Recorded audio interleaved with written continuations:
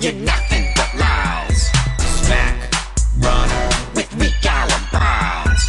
Smack runner, your game is through. Smack runner, I'm talking to. Hello again, I'm Bob Powell and you're watching The Truth is Viral on AboveTopSecret.com. I'd like to start out the show by taking an opportunity to say that the views expressed on this show do not necessarily reflect those of the Above Network or any entity or person other than myself. So, what do you say we get this party started? Well, American-born Islamic cleric Anwar al-Awlaki is dead.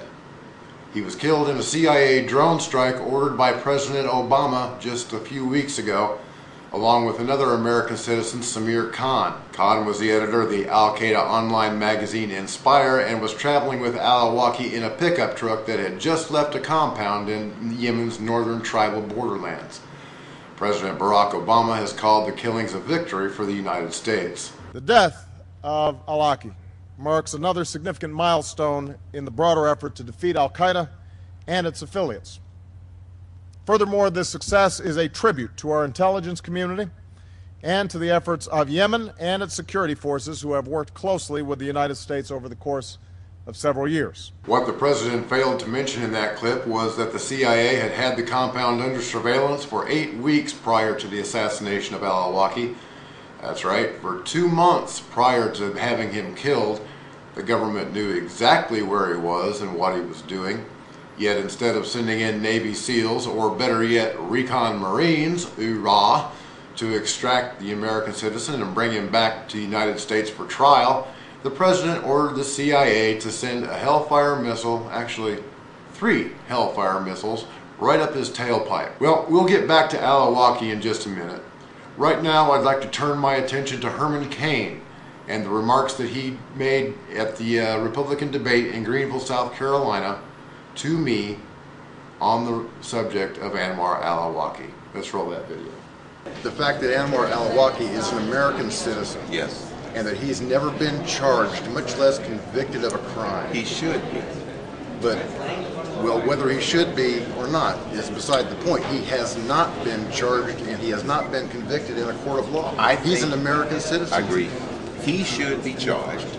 And since he's an American citizen, he should then be tried in our courts. I didn't even know that al-Awlaki had been assassinated until I opened up an email from one of the producers on the Fox Network show Freedom Watch with Judge Napolitano. Judge Napolitano's producers had asked permission to use my clip, and of course I said yes. And by the next day, my ugly mug, standing right there next to Herman Cain, was plastered on the front page of every conservative blog and website in the country, and some of my material was also featured in various mainstream media shows. Wanting to strike while the iron was hot, I got in touch with J.D. Gordon. Mr. Gordon is Herman Cain's press secretary and foreign affairs advisor. When I first spoke with Commander Gordon, he refused to allow his candidate to speak with me. But he did tell me that if I called back last Thursday, that he would give me an interview on his candidate's behalf. Well, I called Commander Gordon on Thursday. Powell, I spoke with you last night. Yeah. Have you got about 10 minutes? No, I don't have I've got about 30 seconds before I have to jump on this bus. What's the topic? I just wanted to briefly touch on Mr. Cain's decision to, support the president's kill order on al-Awlaki. But I also wanted to ask... we talked about this the other day, right? Yeah, and I said we talked today. You're right. Yeah. I don't have time now. I'll tell you that. I can talk to you probably Sunday. I have less people call on Sunday, and I'm going to give you the time to talk to you about this for on-the-record stuff. Well, what time Sunday then? Like mid-afternoon. All right. Thanks, I'll call you on Sunday. Bye. Goodbye. Well, I called back Sunday. I called back 3 times on Sunday. Mr. Gordon, Commander Gordon, was not picking up his telephone.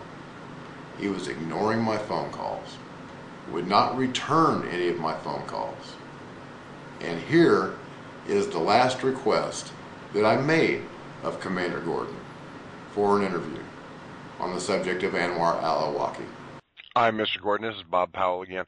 If you can call me back immediately, we can get this interview taken care of.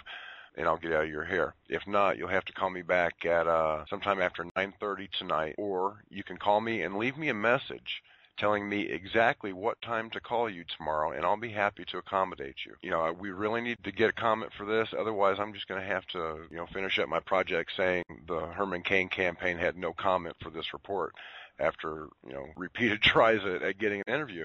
You know, I'm not the bad guy here, Mr. Gordon. I think that Herman Cain has the right to whatever opinion he's got, and you know, if he's changed his mind, people want to know why he changed his mind. I think it's a legitimate question, and trust me, I'm not gonna bash your man. I just want to know what he has to say, why he changed his opinion, and then we'll move on. If you can call me back right away, that would be great. If not, wait until after 9:30 tonight, or you can send me a message telling me what time tomorrow to call you. Then we'll get this wrapped up, and I will be a memory. Thank you very much. You have a good day. Bye. So basically what this all boils down to is this. Commander Gordon lied to me. He promised me an interview not once, but 3 times. And now he's avoiding my phone calls altogether. I can only surmise that Cain and Gordon are afraid to speak with a reporter that they can't control. Nobody controls me. Not even the staff and management and the ownership of Above Top Secret control me. That's one of the great things about my relationship with them, is they have given me complete editorial control over my program. If I don't agree with it, it doesn't go on the air. It's that simple. I'm not going to tone it down. I'm not going to fudge facts. I tell the unvarnished and absolute truth when I get on camera. I serve the agenda of no man, no entity other than myself. And the only agenda that I have is the dissemination of the truth. Something that I think we're all aware is in very short supply in the mainstream media these days. So why would Herman Cain hire a liar to be his press mouthpiece? Could it be that Mr. Cain has a problem with keeping the facts straight himself? As a matter of fact, he's been caught lying several times during this campaign. When the news of Alawaki's assassination came out, he told a Tea Party conference in Illinois that he supported the president's decision to have the man assassinated, which is in direct opposition to what he told me in May. Do you think it's legal to issue a shoot-to-kill order?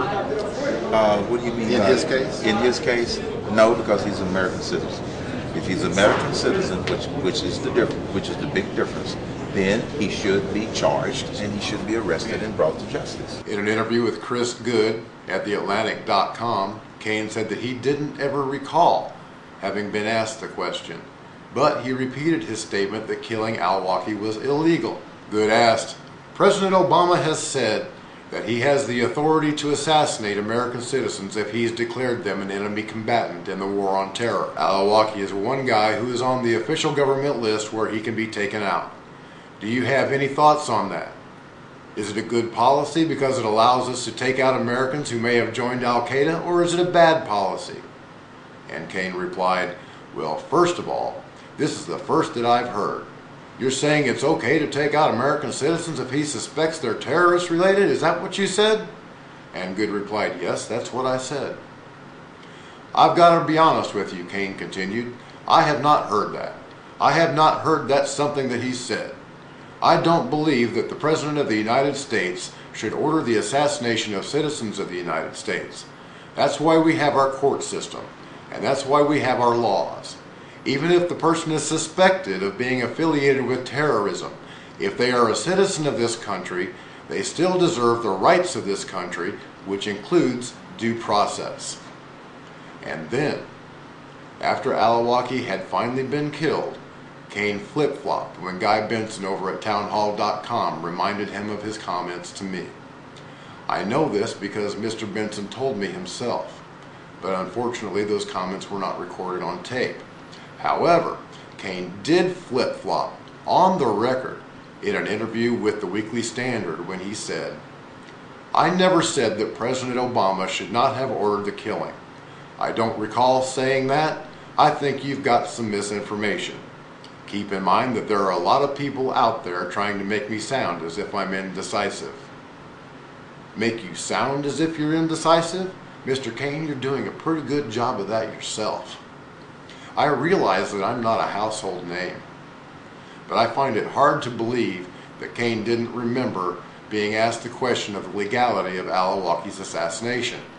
After all, this is the first time that an American citizen has ever been singled out by name for assassination by the President of the United States without ever having been charged with a crime, in direct contravention of the Fifth Amendment. In my opinion, that's a pretty damned important issue. Apparently, Herman Cain has a problem with telling reporters what he thinks they want to hear at that particular moment, and then flip-flopping later when he's called on those remarks. In fact, it seems to be a repeating pattern on the Cain campaign. Earlier this year, Cain told another reporter that he would not even consider having a Muslim in his cabinet or as a judicial appointee in his administration should he be elected. Would you be comfortable appointing a Muslim either in your cabinet or as a federal judge? No, I will not. And here's why.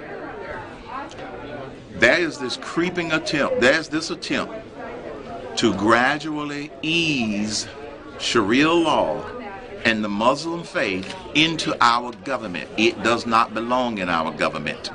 This is what happened to Europe.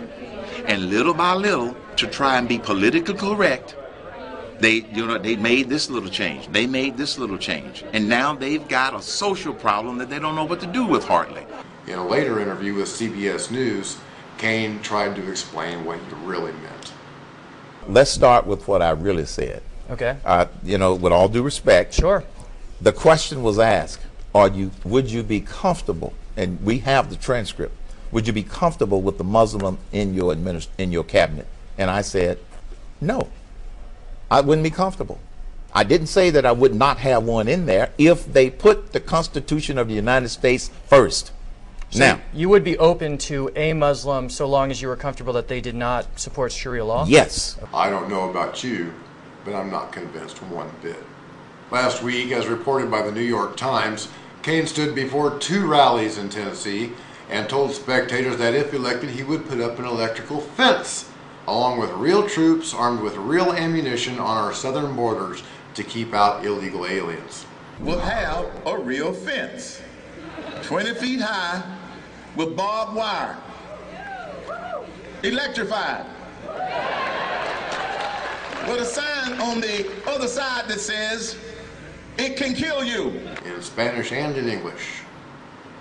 And then when he started getting flack for that, Cain flipped again when he told NBC's Meet the Press host David Gregory, that's a joke, David. It's a joke. So that's a joke.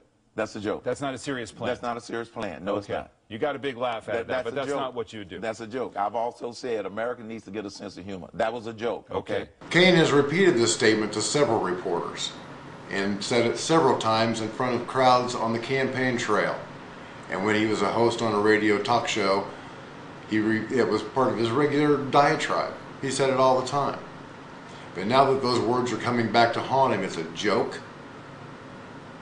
Oh, okay. Jolly Joker. Well, Herman Cain was also once the director of the Kansas City Federal Reserve Bank. He's called those who have asked for an audit of the Fed ignorant. Let's watch this exchange between Texas Representative Ron Paul and Herman Cain from one of the recent debates. Mr. Cain, in the past you've been rather critical of any of us who would want to audit the Fed. You said you've used pretty strong terms that we were ignorant and that we didn't know what we were doing, and therefore there was no need for a Fed audit anyway, because if you had one, you're not going to find out everything because everybody knows everything about the Fed. But now that we have found and we've gotten an audit, we have found out an awful lot on how special businesses get, bailed out. Wall Street, the banks, and special companies, foreign governments.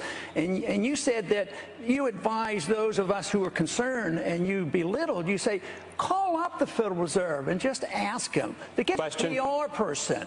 So do you still stick by this? That this is frivolous, or do you think it's very important? 64% of the American people want a full audit of the Fed on a regular basis. Mr. Cain, first of all, you have misquoted me. I did not call you or any of your people ignorant. I don't know where that came from. I'll get it for you. All right? Now, so you got to be careful of the stuff that you get off the internet, because that's just not something that I have said. Secondly, when I served on the board of the Federal Reserve in the 1990s, we didn't do any of the things that this Federal Reserve is doing. I don't agree with the actions of this Federal Reserve. I don't agree with the actions that have been undertaken by Ben Bernanke. We didn't have a $14 trillion national debt to prop up with some of the actions that they're taking. And I have also said, to be precise, I do not object to the Federal Reserve being audited. I simply said, if someone wants to initiate that action, go right ahead. It doesn't bother me. So I've been misrepresented in that regard.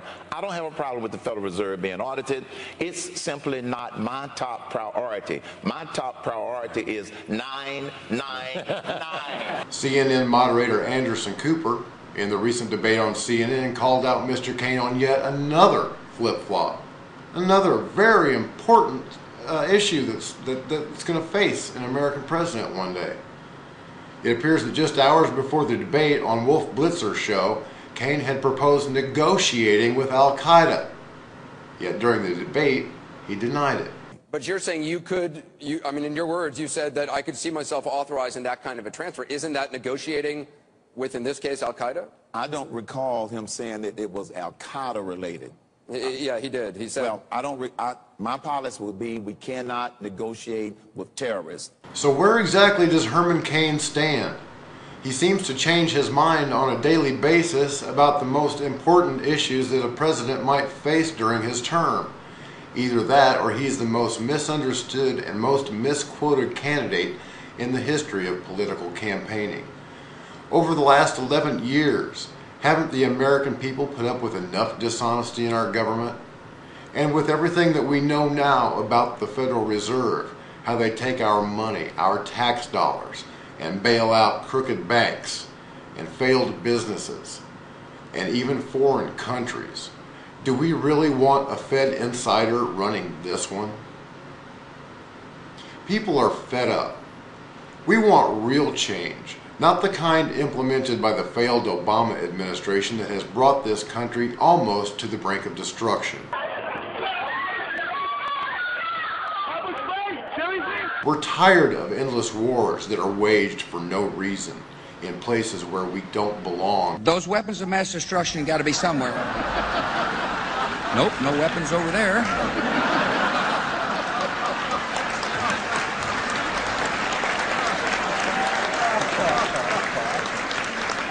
Maybe under here. We're tired of politicians that are using our Constitution like toilet paper, and we're tired of being ripped off by the banksters. It's time for change. And that, Commander Gordon, is how this reporter says the Herman Cain campaign had no comment for this report. You were in the Navy for 20 years, sir. You should know better than to take on an old Corps jarhead. There is one man in the Republican field of candidates who has never wavered in all of his years on Capitol Hill. Since being elected as a representative for the state of Texas to the Congress in 1976, he's stuck by his guns, he's stuck by the Constitution, he's stuck by the American people. He's never flip-flopped, he's never lied, he's won every single online poll, and he's being ignored by the mainstream media in a campaign designed to make him irrelevant. And believe me, he's not. He's the only hope that this country has. And his name is Ron Paul. Smack, runner, you're nothing.